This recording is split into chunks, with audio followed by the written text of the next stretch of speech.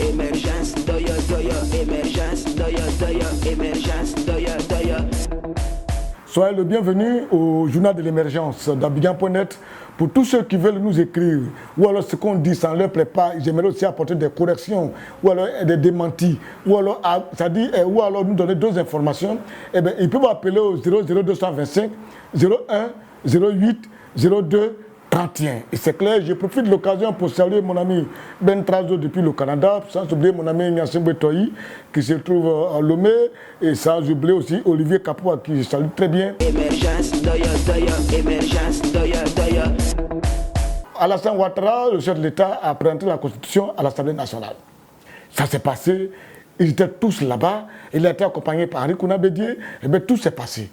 Nous constatons, bon, nous envoyons la Constitution à l'Assemblée nationale, mais qu'est-ce que l'Assemblée nationale peut faire? Sinon, c'était vraiment le rôle de l'Assemblée nationale de faire des amendements, parce qu'il y a des parties qu'on doit amender.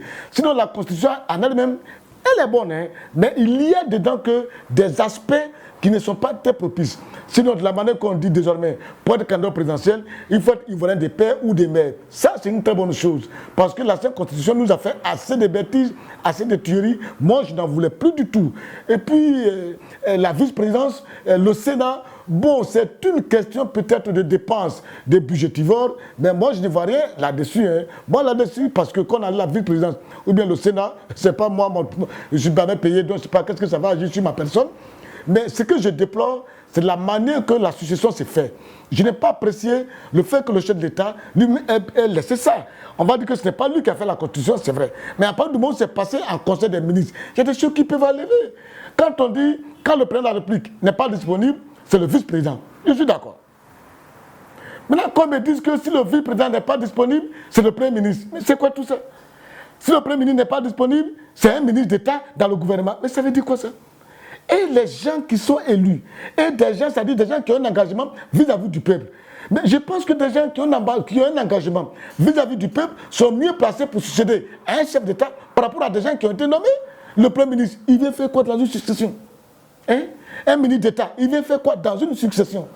Ou bien c'est parce que quand le président de la République lui-même, il était Premier ministre, et que Bédié était à l'Assemblée nationale, et qu'on l'a empêché de prendre le pouvoir à ce temps-là, où ça avait créé un bras de fer. C'est ce qui a fait qu'il ne veut plus sentir l'Assemblée nationale. Sinon, je ne vois pas. Le président de l'Assemblée nationale est élu. Le président du Sénat est élu. Moi, je pense qu'après le président de la République, ça doit revenir au vice-président. Mais après le vice-président, on doit carrément au président de l'Assemblée nationale et de là, ou alors au président du Sénat, et c'est clair. Si on avait fait ça, on allait comprendre que le chef de l'État veut faire vraiment une constitution à part entière qui arrête tout le monde. Mais là, je ne sais pas pourquoi c'est biaisé à ce stade-là. Pourquoi forcément on veut que ce soit l'exécutif. Et ça fait que l'exécutif est devenu tellement puissant. Mais c'est grave. Ce côté, je n'ai pas apprécié. Mais ils ont fait une constitution. Ils ont fait un côté qui est bon, et puis ils ont mis des mauvais petits côtés dedans. Donc si toi, tu ne veux pas, et que tu veux à cause des petits côtés, tu rejettes ça, tu vas rejeter ce qui est bon. Tu acceptes aussi ce qui est bon, tu vas accepter ce qui est mauvais. Mais l'Assemblée nationale, il peut amender cela, mais il ne peut pas. Il ne peut pas. La Constitution qui a été remise, qui est passée au gouvernement, aucun ministre n'a broché. C'est l'Assemblée nationale où le chef de l'État, lui, il est en train de guetter quelque chose là-bas.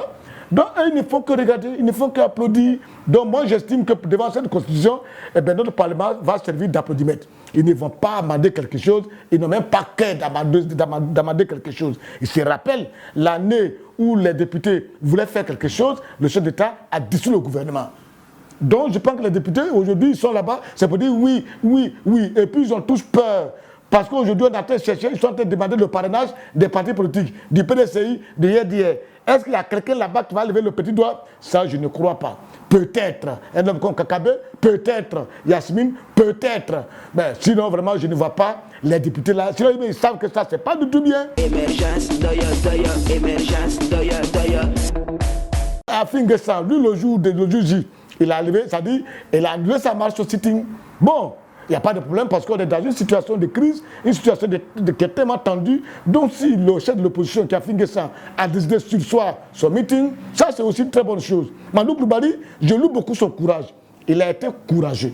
Lui, il dit, il va faire. Et il est venu faire. Il l'a ramassé, on l'a mis dans le camion. On l'a promené partout en ville ici. C'est vers 17h, on l'a déposé chez lui à la maison. On ne lui a rien fait. Madou Coulibaly, je le connais très bien, c'est un monsieur qui est très honnête. Si on lui avait fait quelque chose, il a dit, on m'a fait telle chose. Si c'était des gens, des menteurs, là, qui aiment faire la politique avec le mensonge, ils m'ont dit, oui, on m'a pris, on m'a frappé, on m'a fait ça. Lui, il n'a pas dit ça. Il dit, on l'a pas mal, il n'a pas été maltraité. Ils sont promenés avec lui dans tout Abidjan et on l'a déposé chez lui à la maison. Et ça a été clair. Et c'est ce que les gens ont dit. Et moi, je dis que il faut féliciter les gens. Il faut quand même féliciter Madou Coulibaly. Et après, Fingessa a fait son meeting. Hein, et a fait sa marche au niveau du boulevard des Martyrs. Il a fait sa marche. Il y avait assez de monde. Il y avait du monde à cette marche-là. On ne sait pas ce que ça va servir. Mais ce que j'étais à vous dire, c'est que l'opposition en Côte d'Ivoire, elle est très, très, très fragile. Elle est très faible. En cela, j'interpelle les pro-Sangaré, qui est une position radicale. Qu'est-ce que vous faites pour libérer quoi, Justin? Qu'est-ce que vous faites pour libérer Ibé Oulaye? Parce que vous ne faites rien, on ne parle pas d'eux, ni même dans un journal, ni rien du tout. Qu'est-ce qui se passe? Émergence, doya, doya, émergence.